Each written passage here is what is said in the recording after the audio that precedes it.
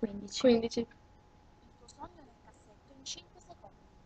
Avere un Cantante. lavoro. Cos'è il cyberbullismo in 8 secondi? Bullismo in online. rete.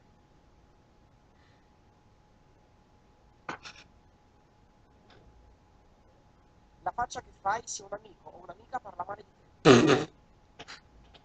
Quanti messaggi ricevi in un giorno? Troppi. 1000 tipo, anche di più. Quanti ne mandi? Uguale. Casino. Meglio un bel sito o una bella pizza. Una pizza. Pizza. Se un amico o un'amica si innamora su internet, cosa gli dici in 5 secondi? Stai attento. Non affezionarti. Meglio internet tutti i giorni o tutti i 10 a scuola? Internet tutti i giorni. Tutti e due. Chiedi un'aranciata a Jessica. Fai la faccia di tua madre che vede per la prima volta il tuo profilo Facebook. La tua privacy online in 5 secondi. Privacy Boh, online. metto il blocco. Blocco tutti i parenti. Se ti dessimo il cellulare, ce lo daresti? No. Certo. Hai mai postato foto private di qualcuno senza chiederlo? No. No.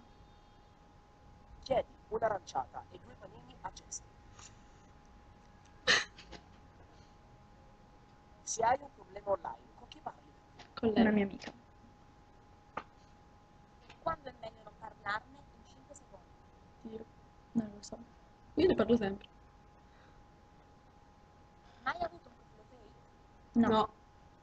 Fai la faccia del tuo professore quando ti scopre di usare il cellulare in classe. Mm. Quanti giorni resisti senza internet? Nemmeno un'ora. Una settimana. E senza televisione? Boh. Senza amici? No. Mai. Chiedi 50 euro a tuo padre a Jessica. Se recitassi in una fiction, saresti dalla parte dei buoni o dei cattivi? Tutte e buoni. due, credo. Spiega quando un post ti dà fastidio in 5 secondi. Quando parla di me. Quando parlano male di me. Fai vedere come ti arrabbi se succede.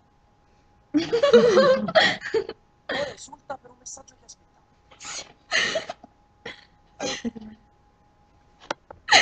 Al rallentatore, Cosa pensi di questa intervista in 5 secondi?